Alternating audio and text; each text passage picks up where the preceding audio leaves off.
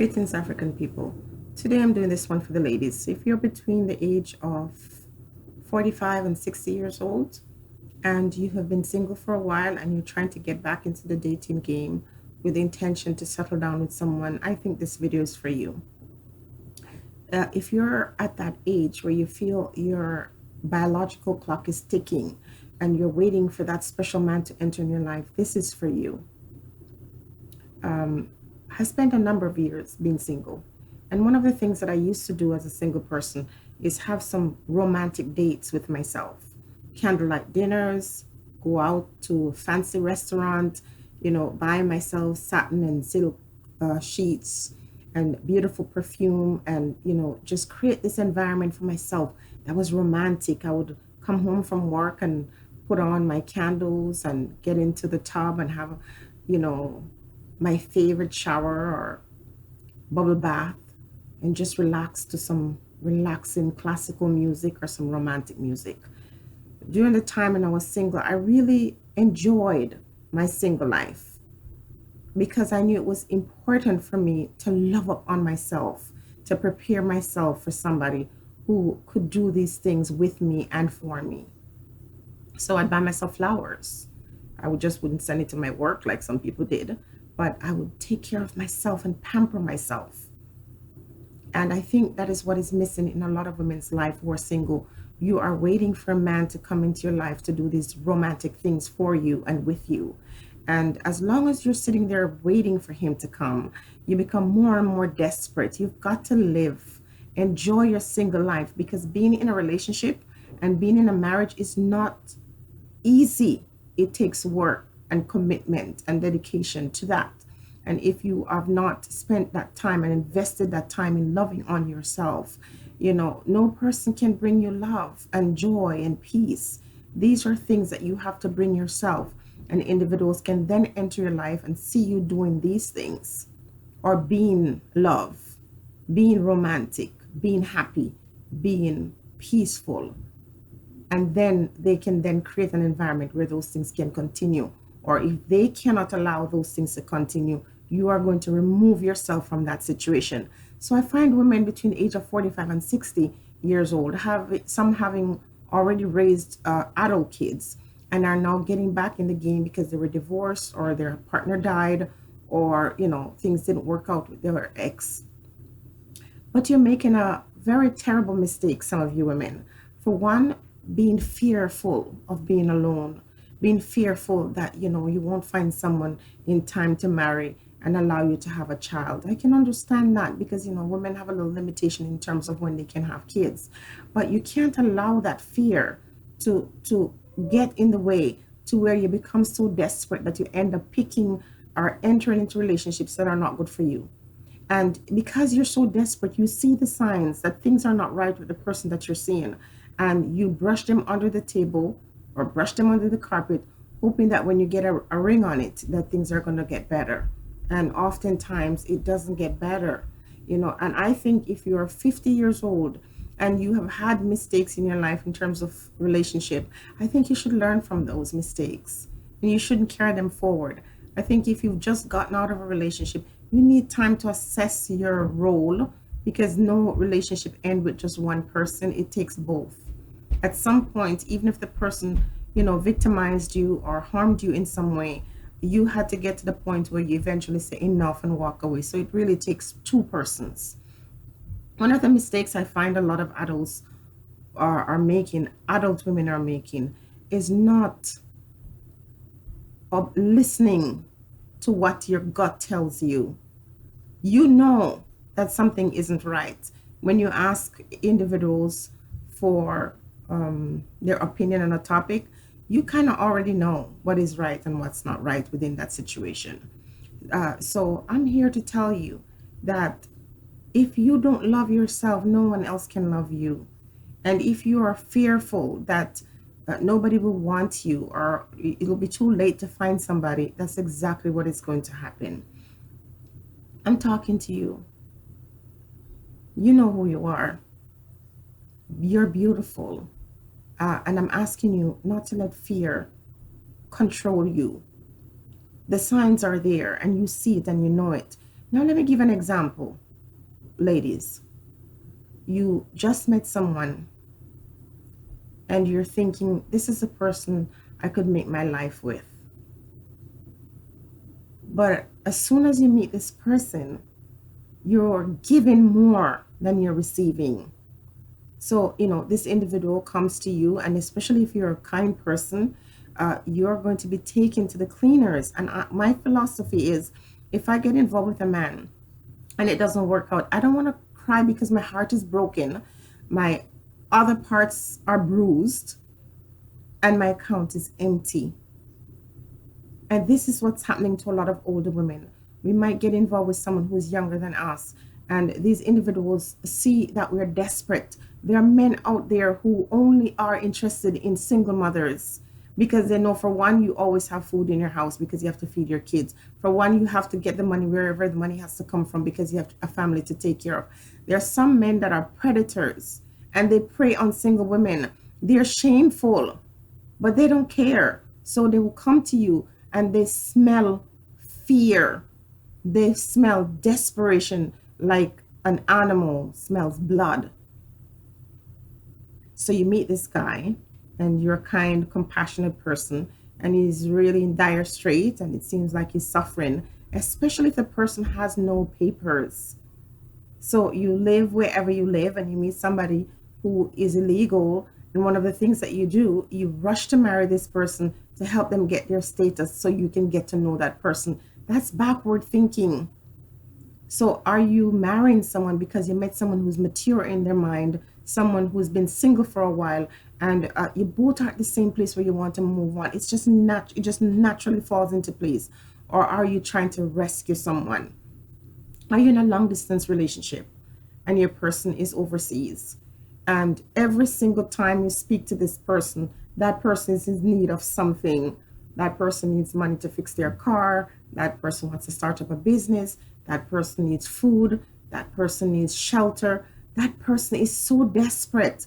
You have to ask yourself this question: before you met me, how did you survive?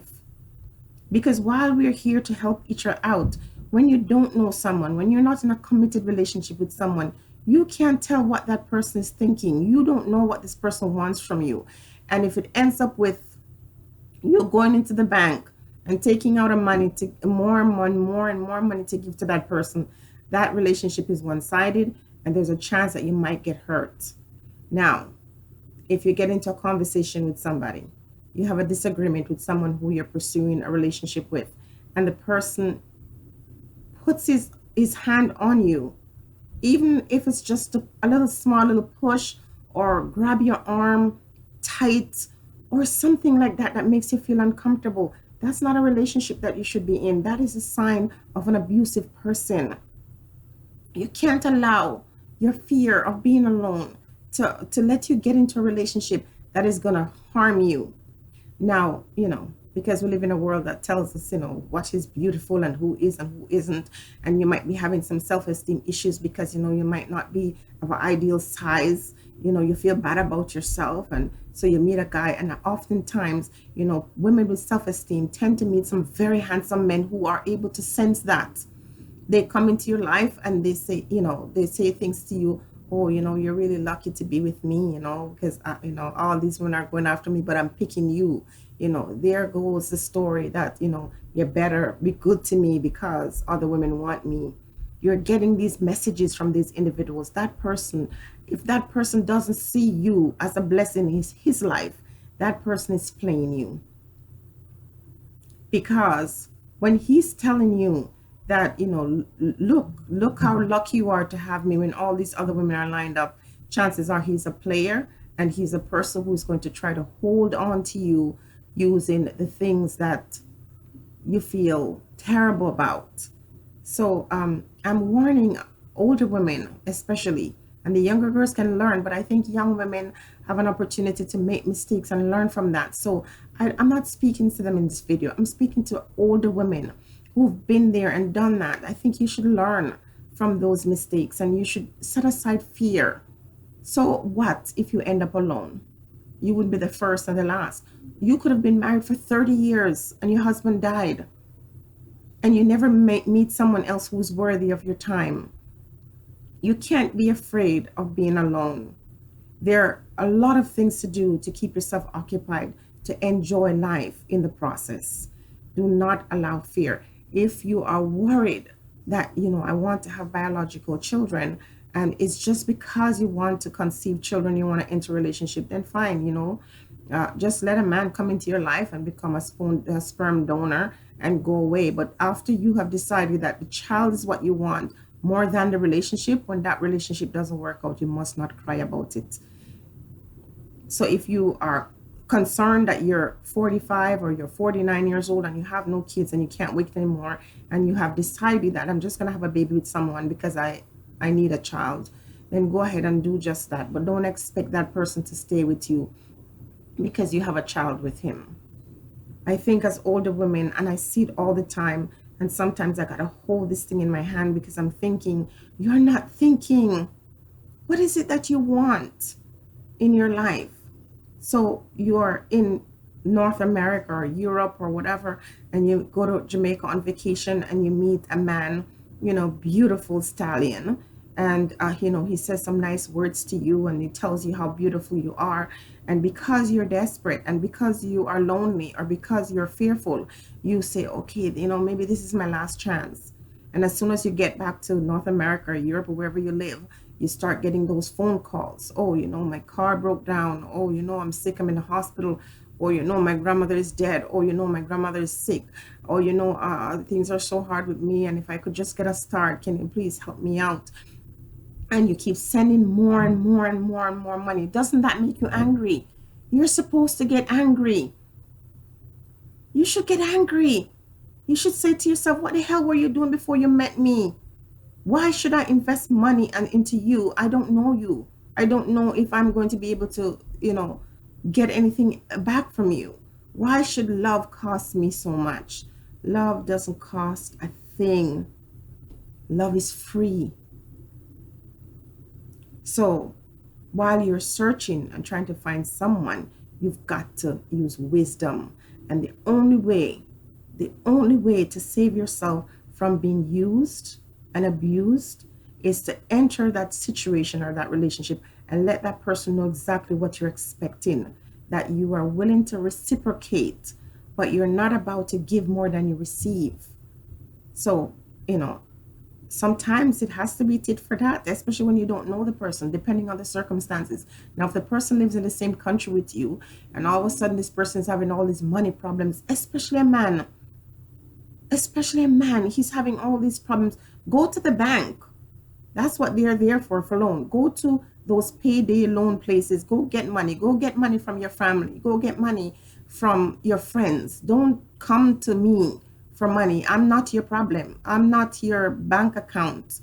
And if you ask me for money, and I used to be like that. When I hear people with their hard luck story, I would give into it. But if you are a man and I'm lending you money, I'm starting to think that you're not going to be the right partner for me. You're not the right mate for me. Something is wrong with that picture. Because first of all, a man is supposed to have empathy for a lady, and he should feel bad about taking her money because she needs that for herself. And especially if you're a single mother, especially if you're a woman raising children on your own and you have a boyfriend that's asking you for money, that's not a good man. That is not a good man. That is not a good person for you to be around. That person is a user. That person is not an empathetic person to see you struggling with your kids all by yourself, you know. And I suggest that even if you're a single person struggling, you shouldn't be too quick to take the man's money either. If somebody wants to help you, but you have not decided if this is a person who's going to be a right stepfather for your children, the right husband for you, you shouldn't be taking his money. Do not allow fear to dictate the type of relationship you run in. Take your time, get to know somebody. And when the signs are there in the beginning of that relationship, do not ignore it.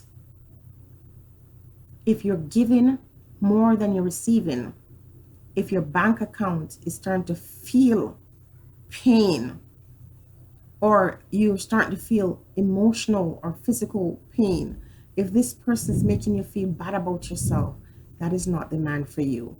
If you have already met someone and you're already feeling like this person is giving, taking more than is giving, if he has demonstrated any kind of physical abuse towards you, you've got to move on and find somebody else who can love you perfectly. Be blessed, African people. Think on these things.